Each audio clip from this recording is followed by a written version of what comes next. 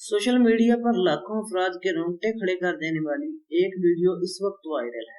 इसमें झूले में बैठी दो खवातीन को हजारों फीट बुलंदी से गिरते हुए देखा जा सकता है।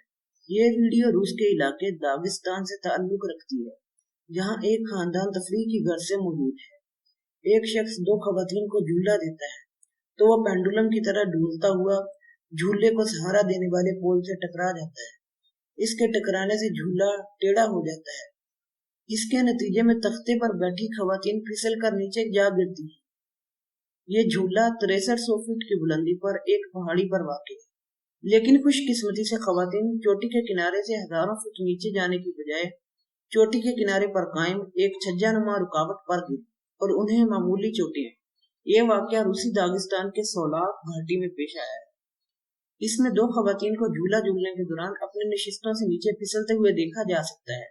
ये वाक़या देखकर वहां मौजूद कई खवातीन की चीखें बुलंद होती हुई सुनाई देती है। ताहम दोनों खवातीन महफूज रहीं और उन्हें मामूली खराशें आई हैं।